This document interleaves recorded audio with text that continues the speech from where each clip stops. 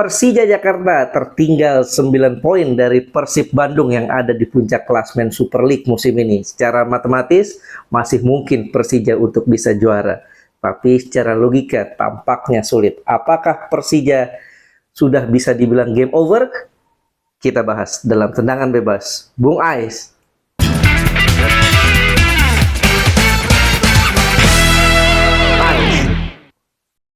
Salam olahraga. Assalamualaikum warahmatullahi wabarakatuh. Senang sekali gue Abdul Haris bisa kembali menyapa teman-teman semua. Dan di episode kali ini kita bakal mengulas Persija yang tertinggal sudah cukup jauh. Sebelumnya gue sebut Persija salah satu kandidat pesaing juara yang bisa mengganggu jalannya Persib memburu hat-trick juara di musim ini. Persija, Borneo FC, dan Malut United sempat menjadi penantang juara, tapi satu persatu sudah mulai kendor, bisa dikatakan demikian. Malut United sudah lebih dulu tersingkir ya dalam pacuan juara ini, dan sekarang Persija juga sudah sangat jauh tertinggal. Persija sudah 9 poin tertinggal dari Persib Bandung. Ya, kalau kita lihat Persija saat ini ada di posisi ketiga dengan 52 poin, tertinggal 9 angka atau 9 poin dari Persib Bandung yang ada di puncak klasmen. Sementara Borneo FC ada di peringkat kedua dengan 57 poin.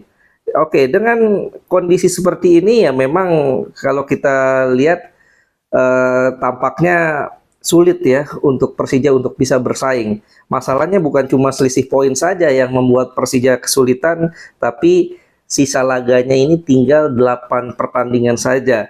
Total kalau kita hitung ya secara matematis 8 pertandingan tersedia 24 poin untuk masing-masing tim yang bisa diraih. Itu 100% ya. Tapi kan sulit ya untuk sebuah tim meraih 100%. Dan artinya kalau untuk bisa kembali dalam pacuan juara, Persija harus betul dapat 100 poin itu atau minimal 7 pertandingan menang lah. 21 poin bisa diraih, sambil berharap Persib terpleset di 8 pertandingan tersisa itu.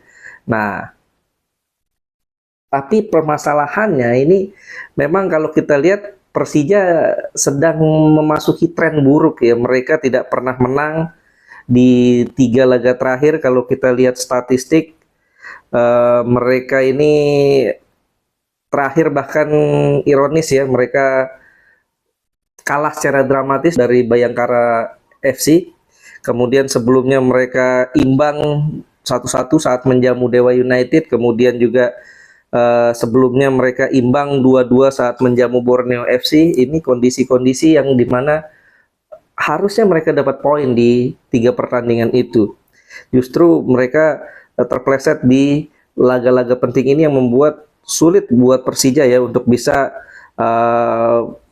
berpacu dalam mengejar titel juara musim ini ya. Dan juga yang menjadi penyakit utama Persija di musim ini adalah mereka seringkali kehilangan poin di menit-menit akhir ya.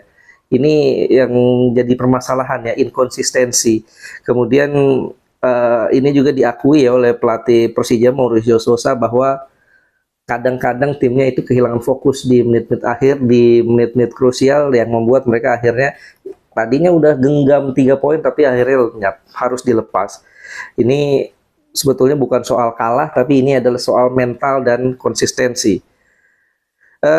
Dan selain itu juga kalau gue mau mengkritisi ya, secara kedalaman skuad sebetulnya Persija tidak jauh berbeda dibanding Persib Bandung yang mereka punya skuad yang cukup mentereng. Di bawah Mister saja mereka punya 3 kiper yang cukup bagus, ada Andri Tani, ada Carlos Eduardo, dan Cyrus Margono ya, nama terakhir ini rekrutan baru. Kemudian di belakang juga mereka punya Rizky Ridho, Jordi Amat, Paulo Ricardo, juga ada Thales Rira, dan beberapa nama lainnya. Di sayap, back sayap juga punya Donitri, punya Patinama ya, artinya cukup bagus. Di sayap kanan ada Fajar Fatur Rahman. Kemudian di tengah mereka punya Fabio Silva, punya Hanif, walaupun Hanif masih cedera ya, dan ada Jen Mota juga, Rehan Hanan. di posisi lini serang mereka punya Maxwell, punya Gustavo Almeida, punya Alano. Kemudian ada Aladin juga, jangan lupa Excel Runtukahu, Moro Gistra. Artinya ini kedalaman squad yang sebetulnya bagus ya, harusnya bagus. Cuman kadang-kadang memang bedanya strategi Boyan Hodak ya di Persib dengan strategi Mauricio Sosa ini agak berbeda. Kalau Boyan Hodak agak pragmatis ya, mereka bermain defense-nya dulu yang diperhatikan, tidak kebobolan dulu, kemudian mengambil momentum untuk akhirnya bisa menang. Seperti saat lawan Semen Padang, mereka kan digempur habis-habisan tuh. Tapi mereka bisa defend dengan sangat baik, transisinya juga bagus, dan mereka ambil momentum akhirnya menang 2-0. Beda dengan Persija kemarin, mereka sebetulnya udah unggul lebih dulu, bahkan bisa dikatakan unggul cepat ya saat lawan Bayangkara, tapi justru momentum itu nggak bisa mereka raih. Killing the game mereka ini ya bisa dikatakan bermasalah ya, sehingga momentum yang sudah mereka dapat justru akhirnya lepas. Dan gue juga mengkritisi pemilihan kiper saat itu. Pemilihan kiper di saat pertandingan yang genting ya, artinya pertandingan krusial melawan Bayangkara yang notabene jangan lupa loh, Bayangkara kemarin itu mereka sebelum lawan Persija ini 5 pertandingan selalu menang loh. Ini tim yang nggak bisa dipandang remeh, kok ya bisa Mauricio Sosa menurunkan kiper ketiga Cyrus Margono yang memang ya banyak tekanan dari netizen mungkin ya, yang agar Souza memberi kesempatan pada Cyrus Margono yang baru saja direkrut, tapi nggak gitu juga gitu. Masih ada Andri Tani, masih ada Carlos Eduardo yang menurut gue lebih layak untuk dimainkan di pertandingan krusial. Cyrus, dan kenyataannya kalau kita lihat terlihat sekali bahwa Cyrus Margono seperti tidak siap di pertandingan kemarin. Gol penentu kemarin yang dicetak CDB juga menurut gue harusnya dapat itu, walaupun memang tendangannya bagus ya, tendangannya bagus, tapi harusnya dengan postur seperti itu dapat ya, harusnya bisa ketip, tapi ya sudahlah.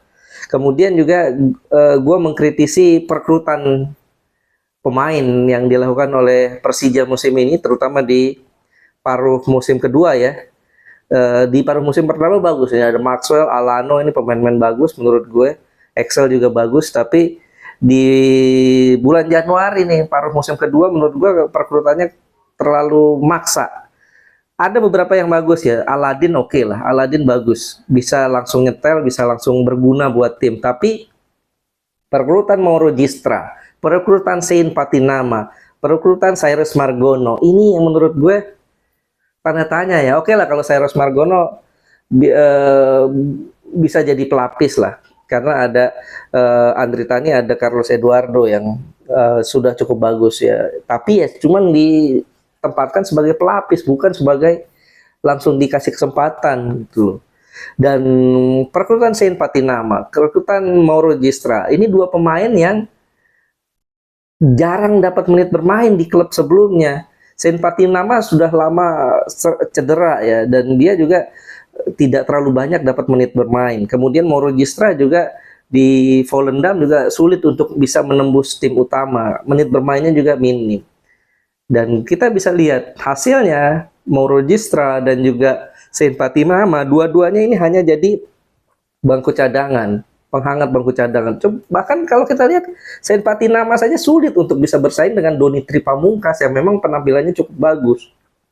Artinya menurut gue Persija terlalu fokus dengan nama besar Sein Patinama, nama besar Mauro Gistra ya, walaupun gue pikir ya ini hanya sekedar nama saja ya. Mereka ingin mengikuti jejak Persib yang sukses merekrut Tom Hai dan juga Eliano Reinders ya, untuk menggrab engagement dari publik. Tapi ya karena dengan label timnas tentu ini bisa menggrab engagement dari publik, tapi ya faktanya hasil yang didapat tidak sebanding dengan apa yang mereka harus keluarkan ya. Kita lihat dua nama itu, Sein Patinama dan Mauro Gistra plus Cyrus Margono juga tidak banyak memberi kontribusi buat tim ya, untuk memperkaya kedalaman skuad. Oke. Kemudian juga kalau kita lihat apakah Persija layak disebut game over di akhir musim ini?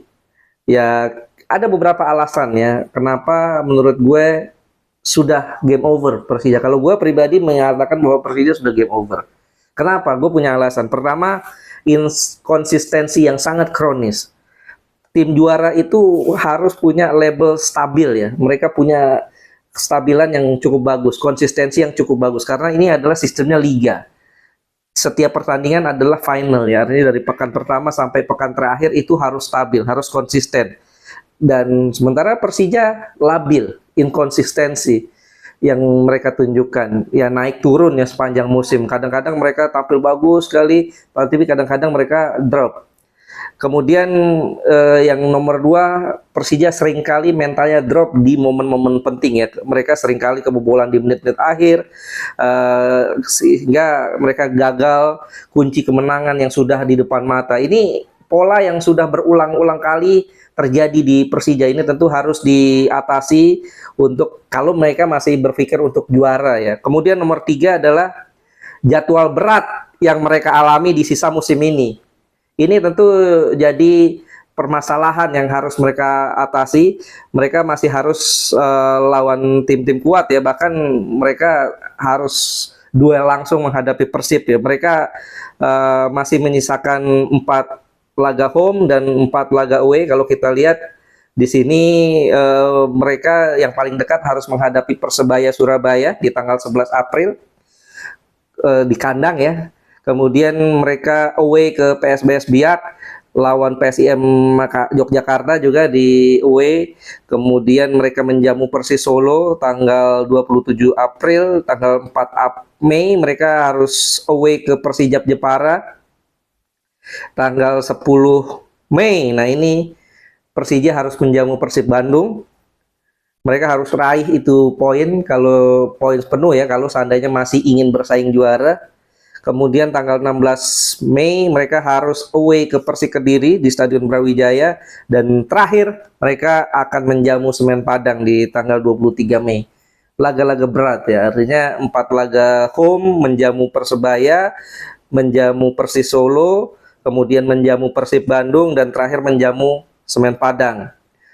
Sementara away-nya ke kandang PSBS Biak, PSIM Yogyakarta, Persijap Jepara, dan Persik Kediri. Ini laga-laga yang tidak mudah tentunya, dan kemungkinan besar Persija akan 1-2 akan kehilangan poin di situ. Ini yang membuat Persija harus mulus, harus 100% kalau seandainya mereka masih ingin bersaing juara ya.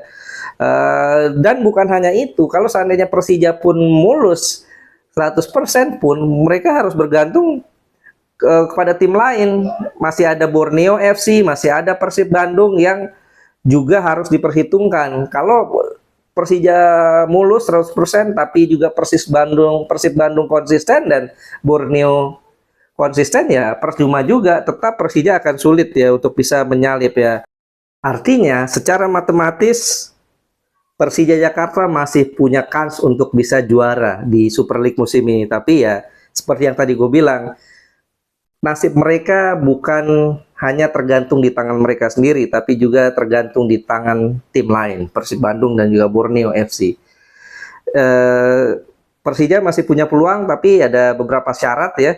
Mereka harus menang hampir di semua laga, di ya paling enggak 7 laga lah mereka harus menang di sisa 8 laga terakhir ini. Dan syarat kedua, Persib kehilangan banyak poin. Borneo juga begitu, kehilangan banyak poin. Tentu ini bukan masalah sepele, karena ya kita lihat Persib Bandung sedang konsisten. Mereka tampil cukup bagus ya, konsistensi mereka luar biasa.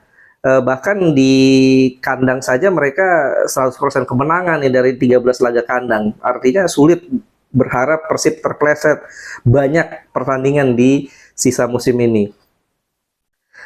Ya kalau kita lihat meski situasinya berat, Persija masih tetap berharap ya. Terakhir kalau kita dengar juga ada ultimatum dari manajer Persija ya, Bambang Pamungkas, bahwa dia berharap para pemain bersikap dengan sangat baik di sisa musim ini. memperlakukan setiap laga di sisa musim ini bagaikan final, dan Mauricio Sosa juga pelatih mereka tetap optimis meskipun cukup sulit ya. Ya, kalau kita nilai ya secara kesimpulannya bahwa secara hitung-hitungan, secara matematis Persija belum game over. Tapi secara permainan, secara mental, secara momentum ini bisa dibilang sudah masuk fase kritis ya. Sudah masuk fase kritis. Sekarang pertanyaannya adalah eh, apakah Persija masih berharap untuk bisa meraih gelar atau terima kenyataan di musim ini? Begitu aja pembahasan kita kali ini. Silahkan tulis di kolom komentar. Menurut kalian bagaimana? Apakah Persija sudah game over atau tidak untuk di 8 sisa pertandingan musim ini? Silahkan tulis di kolom komentar. Dan juga jangan lupa klik like, share, dan juga subscribe. Sekali lagi, gue ucapin terima kasih atas atensi teman-teman semua. Abdul Haris pamit. Salam olahraga. Assalamualaikum warahmatullahi wabarakatuh.